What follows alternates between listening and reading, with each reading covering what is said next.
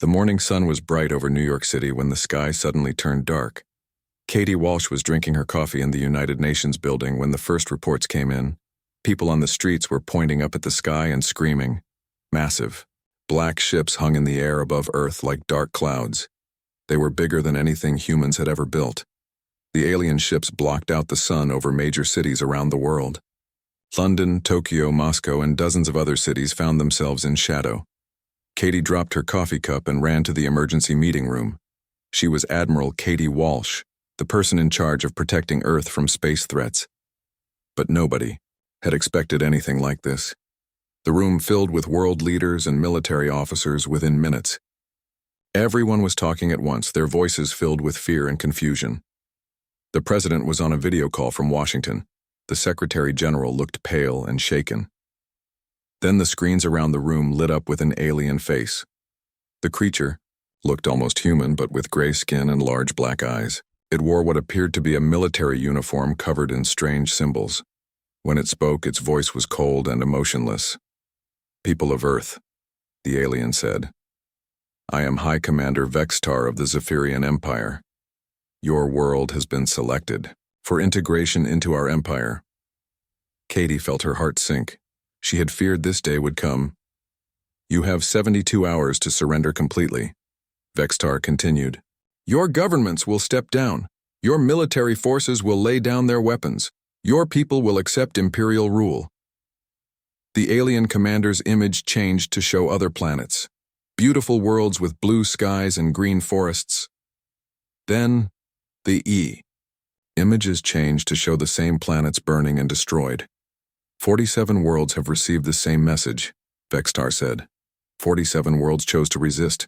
None of them exist anymore. We destroyed them completely. Katie looked around the room. Some people were crying. Others sat in stunned silence. A few were already talking about surrender terms. "Earth appears to be a primitive world with basic technology," the alien continued. "We expect your surrender within the deadline. If you choose to resist, we will demonstrate the same mercy we showed the other worlds." None. The transmission ended. The room erupted in panicked voices. "We have to surrender," said the German representative. "Did you see what they did to those other planets?" "Maybe we can negotiate," suggested someone else. "Offer them resources instead of complete control." "They destroyed 47 worlds," shouted another voice. 47! We cannot fight them." Katie watched the chaos but remained quiet. She caught the eye of General Ryan Brooks, who was sitting across the room. Ryan led a military division that most people knew nothing about. He gave her a small nod. The president's voice came through the speakers. "Admiral Walsh, what are our military options?" Katie stood up slowly. "Our conventional forces would not be effective against ships of that size and technology level," she said carefully. "However, I need to make some calls before I can give you a complete assessment. It was not exactly a lie, but it was not the complete truth either." After 2 hours of arguing and panic, the meeting took a break. Katie walked out of the room with Ryan following behind her. They went to a quiet corner where no one could hear them. "Is it time?" Ryan asked quietly. Katie looked out the window at one of the massive alien ships hanging over the city. 47 worlds, Ryan. They destroyed 47 worlds. "The crews have been ready for years," Ryan said. "They knew this day might come." Katie pulled out a small black device from her pocket. It looked like a normal phone, but it was something much more important. She pressed a series of buttons in a specific pattern. "Operation Nightfall," she said into the device. Miles beneath the mountains of Colorado, alarms began to sound in a facility that did not officially exist. Computer screens lit up with data that had been waiting 20 years to be displayed. Officers who had trained for a mission they hoped would never come ran to their stations. In similar facilities around the world, the same thing was happening. Deep under the ocean floor, buried in Arctic ice, hidden in desert caves, and concealed in ways that defied imagination, humanity's greatest secret was waking up. Katie put the device back in her pocket. "How long?" she asked. 48 hours. "For full deployment," Ryan replied. The question is whether we can keep the aliens from getting suspicious. Back in the meeting room, the arguments continued. Some world leaders wanted to surrender immediately. Others wanted to try to negotiate. A few talked about using nuclear weapons even though everyone knew it would be useless. Katie returned to her seat and listened to the debate. She played her part, discussing conventional military options and talking about evacuation plans. But her mind was elsewhere. 24 hours later, Katie stood in an elevator that was going down much farther than any normal elevator should go. The facility she was entering was buried so deep that most people would never believe it existed. Dr. Lisa Martinez was waiting for her when the elevator doors opened. Lisa was the chief scientist of a project that had consumed billions of dollars and the lives of thousands of researchers over the past 40 years. "Are they ready?" Katie asked. Lisa smiled for the first time in days. "Come and see." They walked through corridors filled with the most advanced technology Earth had ever produced. Finally, they reached a massive window that looked out into a huge underground cavern. Katie had seen it before, but it still took her breath away. In the cavern sat ships unlike anything the world had ever seen. They were sleek and dark, seeming to absorb light rather than reflect it. Their hulls were smooth and curved, with no sharp edges or obvious weapons. 50 ships, Lisa said proudly, each one designed specifically to fight enemies like the ones above us. Katie placed her hand on the window. "The Zephyrians think we are primitive. They are about to learn how wrong they are," Lisa replied. Above them on the surface, the alien ships continued their silent watch over Earth. High Commander Vextar was confident that the humans would surrender soon. In his experience, primitive worlds always chose life over hopeless resistance. He had no idea that deep beneath his feet, humanity was preparing to show him just how wrong he was about their capabilities. The Dark Fleet was awakening, and Earth's true strength was about to be revealed. Katie Walsh walked through the deepest levels of NORAD, a place she had visited many times but never under circumstances like these. The elevator had taken her down so far that she could feel the weight of the mountain above her. Few people knew these levels existed. Even fewer knew what was hidden here. The countdown timer on every screen showed 48 hours until the alien deadline. Above ground, the world was in chaos. News channels showed crowds of people fleeing cities while others gathered in churches and temples to pray. Some governments were already preparing surrender documents, but Katie was not thinking about surrender. Colonel Jake Morrison was waiting for her in the main briefing room. Jake had spent the last 20 years of his life working on technology that most people would call impossible. He looked tired, but determined. "Status report," Katie said as she sat down. "All facilities are active," Jake replied. "We have had teams working around the clock since you gave the signal. The ships are powering up their main systems for the first time in 3 years." Katie nodded. "What about the crews?" "Commander Amy Foster is briefing the pilots right now. Most of them never thought they would actually have to use their training." Jake activated a large screen that showed a map of the world. Red dots appeared, in locations that seemed random. Some were in the middle of oceans, others were in deserts or under mountains. A few were even in space, disguised as old satellites. 53 facilities total, Jake explained. Each one houses ships, weapons, or support systems. The aliens have no idea any of this exists. Katie studied the map. "How did we keep it secret for so long?" "Officially, none of this exists," Jake said with a slight smile. "The money came from classified budgets. The materials were listed as waste or recycling. The personnel all have cover jobs in other organizations. Even there, families think they work for normal companies. Across the world, in a facility built inside a hollowed-out mountain in Norway, Commander Amy Foster stood before a group of 50 pilots. These men and women had volunteered for a mission they hoped would never happen.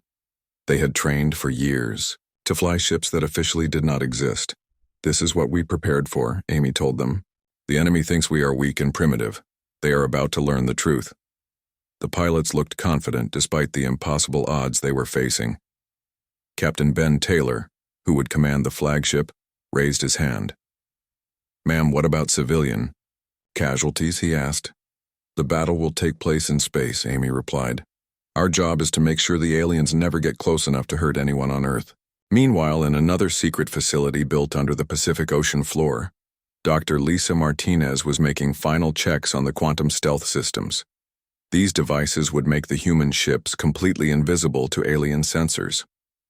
Lisa had been working on this technology since she was a young scientist. It was based on alien technology recovered from crashed ships over the past 40 years.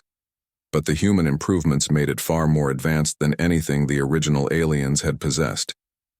Quantum field stability is at 98%, reported her assistant, Dr. Mark Johnson. All 50 ships can maintain stealth for up to 6 hours of active combat. What about the weapon systems? Lisa asked. Plasma cannons are charged and ready.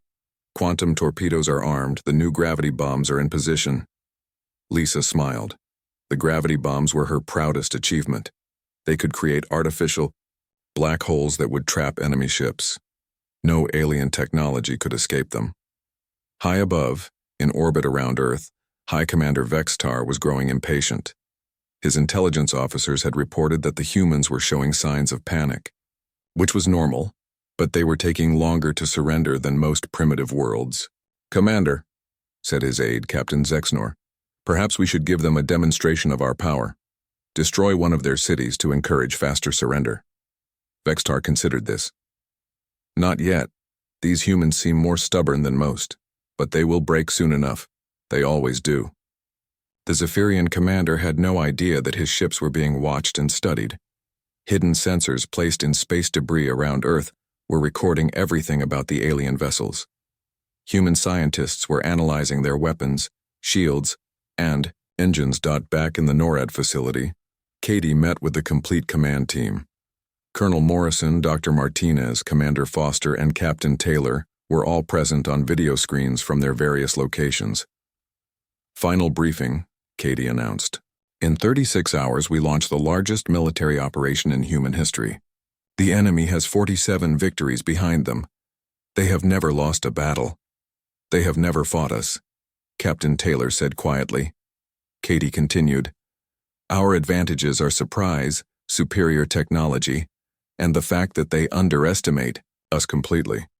Our disadvantages are that we are outnumbered 3-1, and we have never tested our systems in real combat. Dr. Martinez spoke up from her screen. Admiral, our technology is not just equal to theirs. In most areas, it is superior. We have had 40 years to study and improve alien technology. They have been using the same systems for centuries. What about their experience? Asked Commander Foster. They are used to fighting primitives who surrender quickly, Colonel Morrison replied. They have never faced an enemy that could match their technology. I believe they will panic when they realize they are not fighting helpless victims.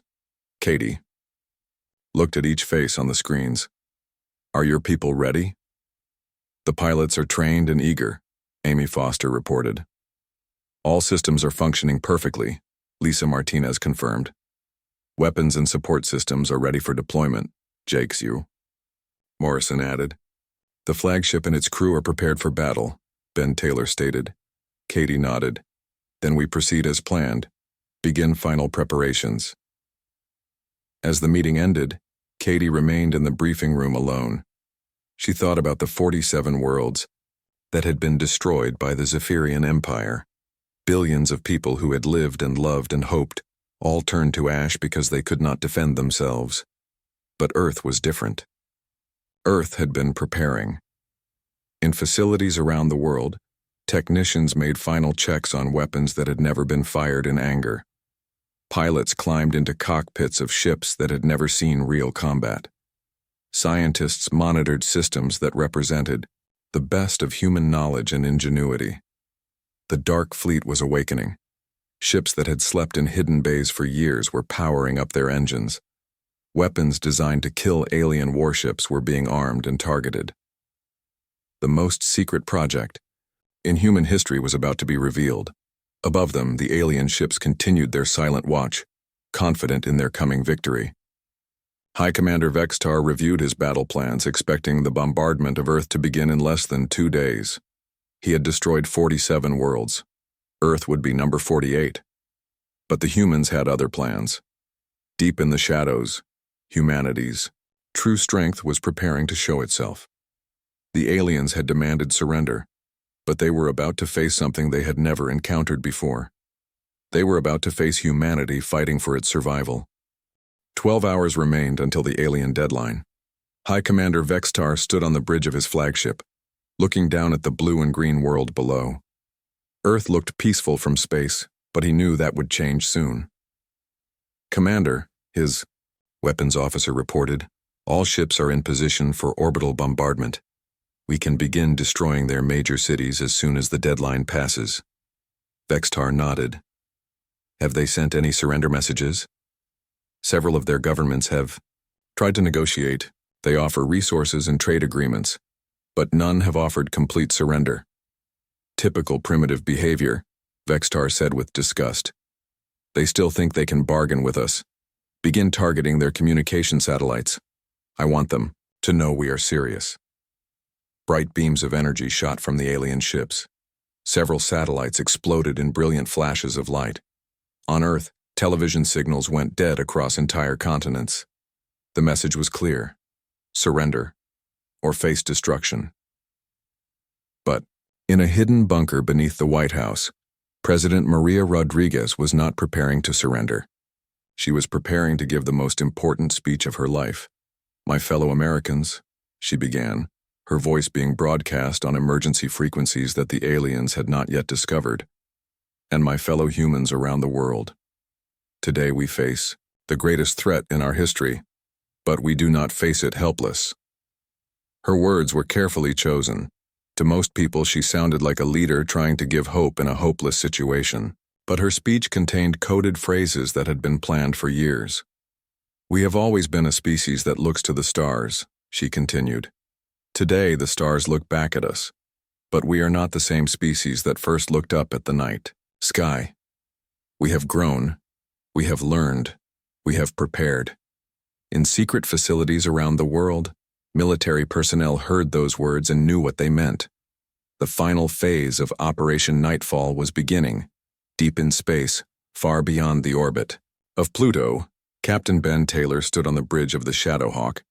The flagship of the Dark Fleet was invisible to all sensors, hidden by technology that bent light and space around it. "All ships report ready," his communications officer announced.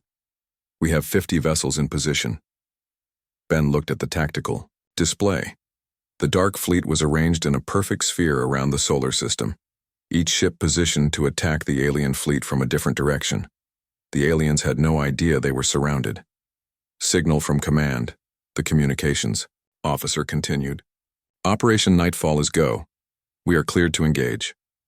Ben felt his heart racing. 20 years of training and preparation had led to this moment. "All ships, this is Shadowhawk Actual. Execute fold space jump in 30 seconds. The technology they were using was beyond anything the aliens possessed. Human scientists had taken crashed alien ships and improved them far beyond their original capabilities. The fold space drive could move ships instantly across vast distances. "Jump in. 10 seconds, Ben announced. All ships prepare for combat." The universe seemed to twist around them.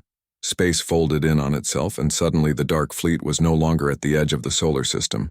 They were surrounding the alien fleet above Earth, but they remained invisible. Commander Amy Foster led her squadron of stealth fighters through the alien formation. Her ships were small, each no bigger than a bus, but they carried weapons that could destroy vessels 100 times their size.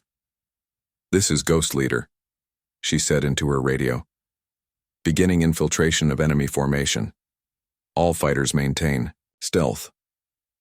Lieutenant Paul Smith flew his fighter between two massive alien warships. His ship was so close to the enemy vessels that he could see their hull details, but their sensors could not detect him. "Ghost 2 in position," he reported, placing quantum mines on target Alpha 7. The quantum mines were invisible weapons that would attach to enemy ships and wait for the signal to detonate. Each mine could create a small black hole that would tear through any known armor. Lieutenant Rachel Green maneuvered her fighter under the alien flagship. "Ghost 3 placing mines on primary target. These aliens have no idea we are here." While the fighters placed their invisible weapons, The larger ships of the Dark Fleet prepared for the main assault. The human vessels were designed to be fast and deadly, with weapons that could punch through alien shields like paper. Colonel Jake Morrison monitored the operation from his command center deep underground. Screens showed the position of every human ship and the status of all alien vessels. All fighters have completed mine placement, he reported to Katie Walsh. The aliens are flying blind. They have no idea what is about to hit them. Katie watched the tactical display with satisfaction. The aliens thought they were dealing with a primitive world that had only basic rockets and nuclear weapons. They were about to learn how wrong they were. What about the orbital platforms? She asked. All 36 platforms are online and ready, Jake replied. The aliens think they are old communication satellites. They have no idea each one is armed with directed energy weapons. High Commander Vexitar was becoming impatient. His deadline was approaching, and the humans were still not surrendering. He decided to send a stronger message. Target their largest city, he ordered. Prepare to fire a warning shot that will vaporize one of their major population centers. Which city, Commander? His weapons officer asked. It does not matter. Choose one. Make sure it is large enough that the other humans will see the flash from orbit. The alien weapons began to charge. Energy readings spiked as the massive guns prepared to fire at Earth. But the aliens had no idea they were being watched. Enemy weapons are charging, reported the sensor officer aboard the Shadowhawk. They are preparing to fire on civilian targets. Captain Ben Taylor's face hardened. All ships, this is Shadowhawk Actual.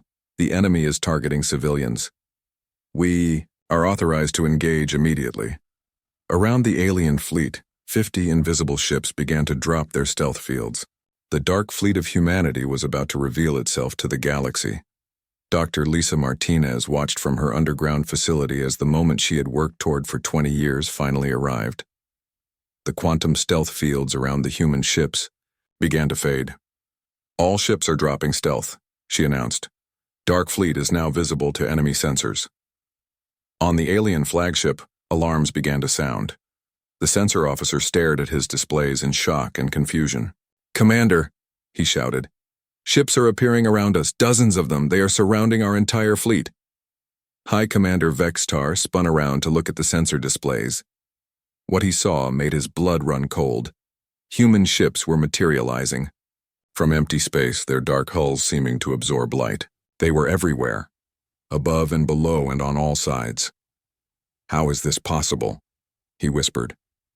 They are supposed to be primitive. The largest human ship, the Shadowhawk, positioned itself directly in front of the alien flagship. It was smaller than the alien vessel, but something about its design made it look far more dangerous.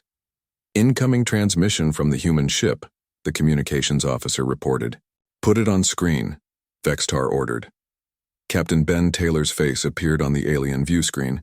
His expression was calm but determined. High Commander Vextar, Ben said. You demanded our surrender. We have a counteroffer. Surrender now and we will allow you to live. Vexitar stared at the human in disbelief. You dare to threaten us? We have destroyed 47 worlds. You have never fought us, Ben replied. You have 30 seconds to stand down your weapons and surrender. If you fire on our world, we will destroy you. The alien commander's shock turned to rage. You primitive fools. You cannot defeat the Zephyrian Empire. Fire all weapons. But, as the alien ships tried to fire, they discovered that their weapons no longer worked. The quantum mines placed by the human fighters had silently disabled every major system on every alien vessel. Weapons are offline, the alien weapons officer shouted. Engines are failing. How are they doing this? Captain Taylor's voice came over the communication system again. You are outgunned, outnumbered, and outmatched. This is your last chance to surrender. The dark fleet of humanity hung in space around the alien invaders like a pack of wolves surrounded their prey. The hunters had become the hunted, and the galaxy was about to learn that humanity was far from primitive. High Commander Vextar stared at his weapon displays in horror. Every gun on his flagship showed red warning lights. His massive ship, designed to destroy entire planets, could not fire a single shot. How are they doing this? he demanded. Our weapons were working minutes ago. His chief engineer's voice crackled over the communication system. Commander, we have unknown devices attached to our hull.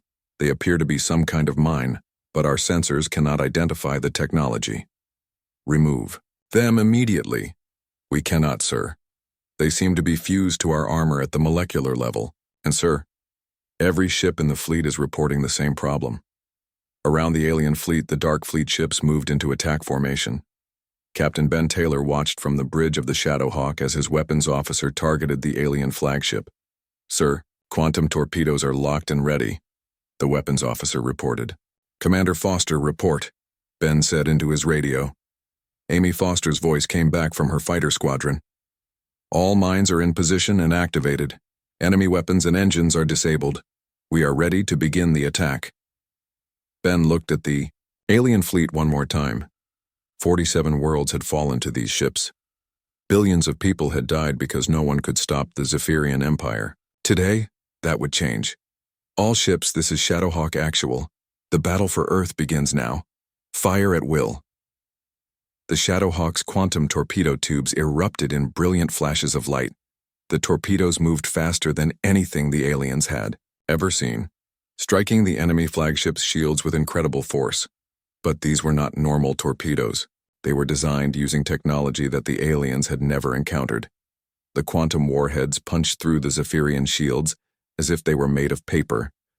Explosions bloomed across the alien flagship's hull. Vextar was thrown to the floor as his ship shook from impacts that should have been impossible. Shields down to 60%, his shield officer shouted. How are their weapons penetrating our defenses? Before Vextar could answer, more human ships opened fire. The space around Earth lit up like a fireworks display as the Dark Fleet unleashed 20 years of advanced weapon development on the FI alien invaders. Lieutenant Paul Smith dove his fighter through the alien formation, his plasma cannons firing continuously. Each shot from his small ship could destroy an alien fighter or cripple a larger vessel. This is Ghost 2, he reported. Enemy fighters are trying to launch, but their engines are not working. It is like shooting fish in a barrel. Lieutenant Rachel Green rolled her fighter around an alien cruiser, firing quantum missiles at its weapon ports. Ghost 3 here. The aliens are trying to repair their systems, but our minds are regenerating faster than they can remove them. Human technology was beyond anything the aliens had seen. The quantum mines not only disabled alien systems, but also prevented repairs. Every time the aliens tried to fix something, the mines would disable it again. Colonel Jake Morrison monitored the battle from his underground command center. Displays showed the status of every ship in both fleets. The human ships were performing perfectly, while the alien vessels were falling apart. Orbital platforms, you are clear to engage, he commanded. Around Earth, 36 objects that looked like old satellites suddenly came to life. These platforms had been disguised as space junk for over 10 years, but each one carried weapons that could destroy a battleship.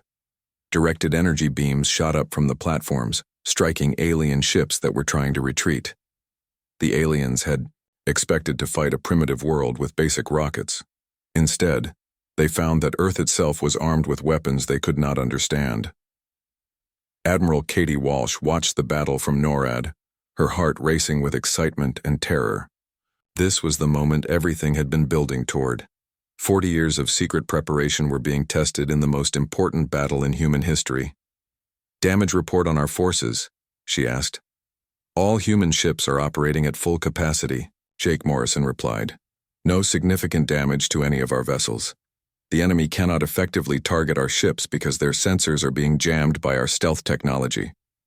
On the alien flagship, High Commander Vextar realized that his fleet was being destroyed. Ships that had conquered dozens of worlds were being torn apart by weapons they had never seen before.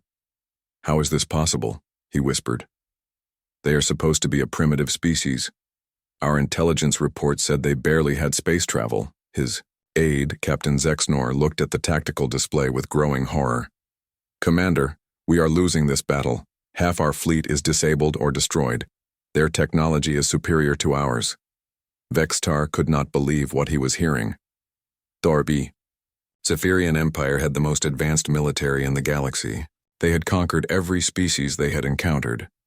But these humans were fighting with weapons and tactics that seemed impossible. Dr. Lisa Martinez activated her secret weapon from her facility under the Pacific Ocean. She had been saving this technology for the most desperate moment of the battle. "Gravity bomb deployment authorized," she announced. "Targeting enemy command cluster." The gravity bomb was her greatest creation. It could create an artificial black hole that would trap enemy ships in a gravitational field they could not escape. She had tested it on asteroids, but never in real combat. The weapon launched from a hidden platform near the moon. It looked like a simple metal sphere, but it contained technology that could manipulate the fundamental forces of the universe. When the gravity bomb reached the center of the alien fleet, it activated. Space itself seemed to bend and twist around it. A dozen alien ships found themselves being pulled toward a point of crushing gravity. "What is happening?" Vextar screamed as his flagship was pulled off course. "Our engines are at full power, but we cannot break free." Captain Zexnor stared at the readings in disbelief. "Commander, they have created an artificial gravity well. Our ships are being pulled into it. This technology should not exist." More human ships arrived from hidden bases around the solar system. Captain Ben Taylor had been holding some forces in reserve, waiting to see how the battle developed. Now he committed everything to the fight. "All reserve squadrons, you are cleared to engage," he commanded. "Finish this." Commander Amy Foster led her fighters in a final assault on the alien ships that were still trying to fight. Her pilots moved through the enemy formation like dancers, their ships dodging alien fire while delivering precise strikes to critical systems. "Ghost leader to all fighters," she announced. "Enemy resistance is collapsing. Begin accepting surrender transmissions." Lieutenant Paul Smith targeted an alien destroyer that was trying to escape. "Ghost 2 here. This one is trying to run. Permission to pursue?" "Negative, Ghost 2, Amy replied. "Let them go. We want survivors to spread the word about what happened here." The battle was turning into a rout. Alien ships that had been confident of victory just hours before were now trying to flee or surrender. But the human technology made escape almost impossible. High Commander Vextar looked around his damaged bridge and realized that his career was over. His fleet was destroyed. His reputation was ruined. Worst of all, he had discovered that the Zephyrian Empire was not the most advanced civilization in the galaxy. "Open a channel to the human flagship," he ordered quietly. Captain Ben Taylor's face appeared on the alien view screen. The human looked calm and professional, not like someone who had just won the most important battle in galactic history. "High Commander," Ben said, "are you ready to discuss surrender terms?" Vextar felt shame and defeat wash over him. "What do you want from us?" "We want you to live," Ben replied. "We want you to go back to your empire and tell them what you learned here. Earth is not a primitive world. Humanity is not a weak species. If your empire wants peace, we are willing to talk. If it wants war, we are ready for that too." The Battle of Earth was over. The alien invaders who had destroyed 47 worlds had been defeated by a species they had dismissed as primitive.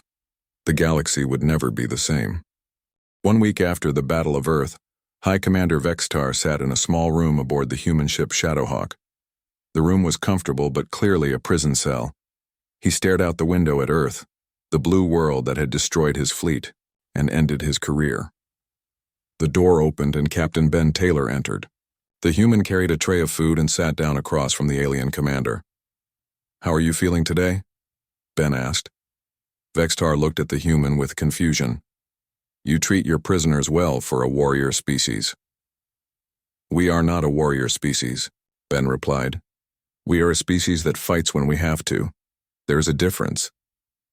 "I do not understand. You have weapons that are more advanced than ours. Your technology is superior to anything the Empire has seen. Yet you offer mercy to your enemies."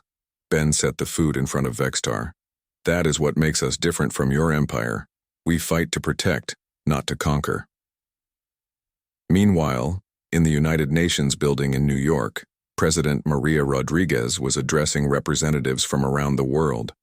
But this time the audience included beings from other planets. Today marks a new chapter in galactic history, the president said. For too long, the strong have bullied the weak. Species with advanced technology have conquered those without. This ends now. In the audience sat ambassadors from 12 different alien species.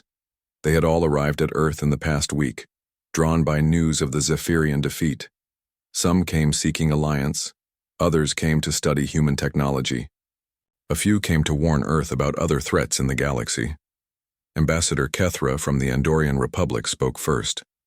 President Rodriguez, my people have suffered under Zephyrian attacks for 50 years. We want to know if humanity would be willing to help us defend our worlds. The president looked at Admiral Katie Walsh, who nodded slightly. We are willing to discuss mutual defense agreements, the president replied. But understand that we will not become conquerors ourselves. We help those who want to be free, not those who want to rule others. In her laboratory under the Pacific Ocean, Dr. Lisa Martinez was working with a team of alien scientists. The Zephyrian prisoners had volunteered to help her understand their technology in exchange for better treatment.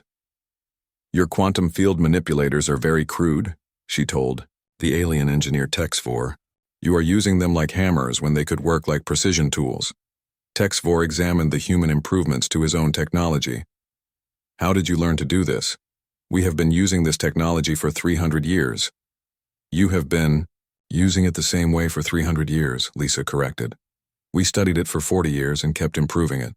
That is the difference between your species and ours. The alien engineer looked amazed.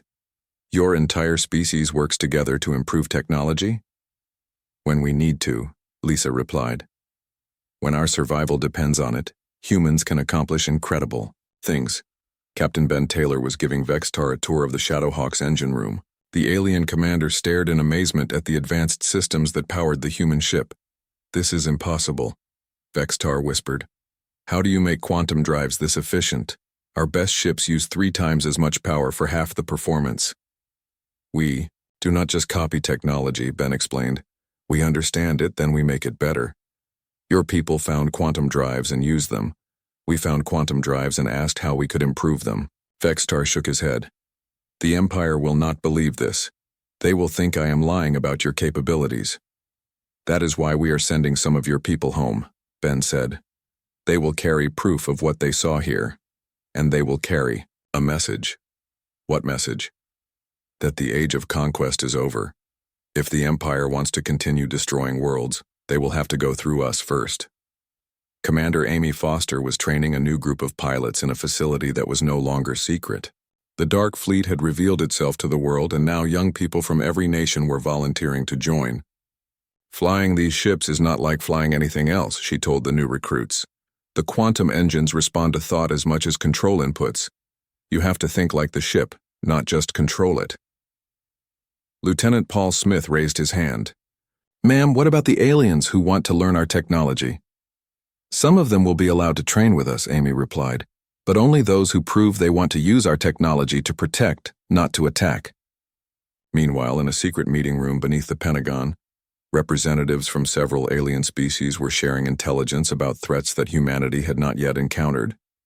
The Zephyrians were not the worst empire in the galaxy, warned Ambassador Yilthar from the Centauri Coalition. There are others. The Void Hunters consume entire star systems.